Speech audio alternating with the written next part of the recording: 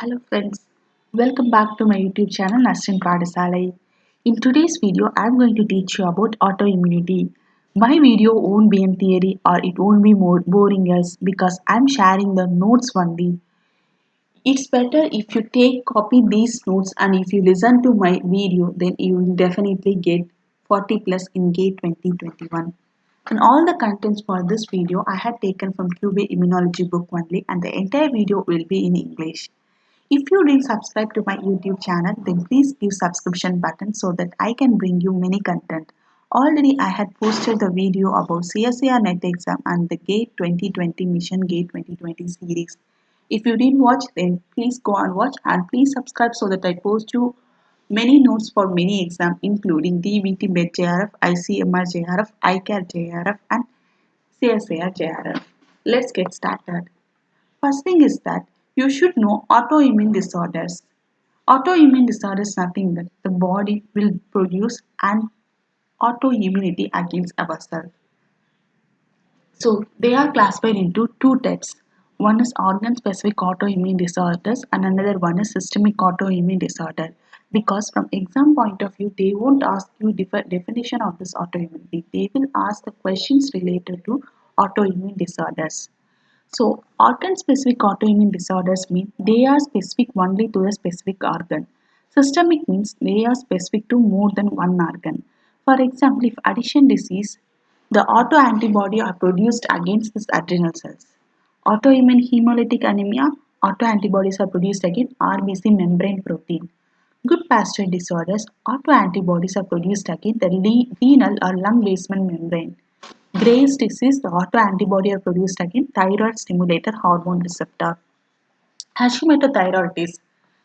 Here, autoantibody is produced against thyroid protein and thyroid cells. This Hashimoto thyroiditis is an example of delayed type hypersensitivity reaction. Idiopathic thrombocytopenia purpura. Autoantibodies are produced against platelet membrane protein. Insulin dependent diabetes mellitus. Here, insulin dependent diabetes is also a type of delayed type of hypersensitivity reaction. Here, autoantibodies are produced against pancreatic beta cell. Myasthenia gravis. Here, autoantibodies are produced against acetylcholine receptor. You should understand in Graves' disease, the autoantibody is stimulating autoantibody. They stimulate the receptor to produce more thyroid hormone so that the body will lead to a production of enormous amount of thyroid hormone. But in myasthenia gravis, the body or blocking autoantibody is produced against acetylcholine receptor. As a result of it, the acetylcholine receptor will be blocked. No acetylcholine molecule will bind so that no transmission will be occur. In myocardial infarction, autoantibodies are produced against heart. In perineucleus anemia, autoantibodies are produced against gastric parietal cells and intrinsic factor. In post-streptococcus glomerulonephritis, antigen antibody complex, that is your type 3 complement reaction, is produced against kidney. In spontaneous infertility, some cases autoantibodies are produced towards sperm. Systemic autoantibodies also same. Ankylosing spondylitis, here immune complex, that is type 3 hypersensitivity reaction, is produced against vertebrae. In multiple sclerosis, that is T helper 1 cells and T cytotoxic cells and autoantibodies are produced against brain matter and white matter. In rheumatoid arthritis, autoantibodies and immune complex are produced against connective tissue and IgG. Okay, rheumatoid arthritis, IgG. Don't forget the autoimmunity is created against this IgG molecule. Okay, it is a good immunogen. In scleroderma, autoantibodies are produced against nuclei, heart, lung, gastrointestinal tract, and kidney. Sjorgen syndrome, autoantibodies are produced against your salivary gland, liver, kidney, thyroid. In systemic lupus erythematosus, autoantibody and your immune complex, that is type 3 hypersensitivity reactions, is produced against your DNA, nuclear protein, RBC, platelet membrane.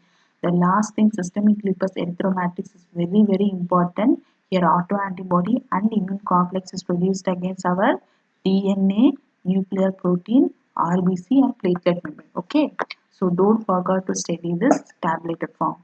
First thing, Hashimoto thyroiditis. I have given explanation only for few autoimmune disorder. It is a delayed type hypersensitivity reaction. The affected individual will produce an autoantibody and synthesize TH1 cell specific for thyroid gland. As a result of it, there is an goiter, that is visual enlargement of hypothyroidism. Another thing is that hypothyroidism will be occur.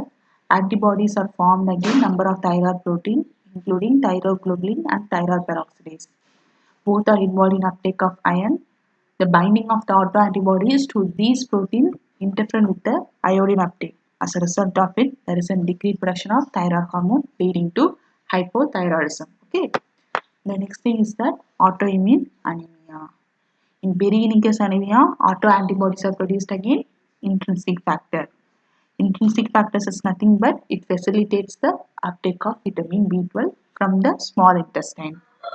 So, in disease condition, the binding of the autoantibody to intrinsic block blocks the absorption of vitamin B12. In the absence of this vitamin B12, there is no hematopoiesis occurs. So, the number of functional mature blood cells decreases below normal. As a result of it, the RBC count will get decreases so that many diseases will come. Goodpasture's diseases, here the autoantibodies will bind to antigen that are present in the basement membrane of kidney glomerulus and alveoli of lungs. Graves' diseases. So, in Graves' diseases, the autoantibody are produced bind to a receptor for thyroid stimulating hormone. As a result, they will mimic the normal thyroid stimulating hormone and they will activate the secondary messenger called adenyl cyclase. As a result, the thyroid hormone will be produced. In these cases, it is not actually the thyroid hormone signal, it is our autoantibody binding. So it may overstimulate the thyroid gland and it will lead to LATs, that is long-acting thyroid stimulating hormone. So this is an explanation. If you see here from pituitary, thyroid hormone is binding to a thyroid hormone receptor and it will stimulate the thyroid hormone and here the hormone is produced. This is in case of regulated production of thyroid hormone. Okay, but in unregulated overproduction of thyroid hormone, here autoantibody receptor is binding so that the signal is created and the hormone will be produced and here overproduction of thyroid hormone, so the negative feedback mechanism is disrupted, so the thyroid hormone is produced more and it will lead to hyperthyroidism. The next thing is the myasthenia gravis. Myasthenia gravis is an autoimmune disorder that is mediated by blocking the antibodies. A patient with this disease produces autoantibody. It will block the acetylcholine receptor at a motor end plate of muscle. So this blocks the normal binding of acetylcholine and it also leads to complement mediated lysis. As a result of it, there is a progressive weakening of skeletal muscle. So this is a pictorial representation. Here you can able to see this is our nerve, this is our muscle cell for activation. Here we have acetylcholine molecules and here you can able to see autoantibody bind to our acetylcholine receptor. As a result of it, the acetylcholine receptor coming from the nerve cannot able to bind to the receptor. As a result of it, muscle activation is inhibited. It lead to paralysis. That's what saying in the myasthenia gravis. So that's it for autoimmunity portion for GAPE Biotechnology. Study well. Look for more videos in my YouTube channel. Do your exams well. I'll meet you with another new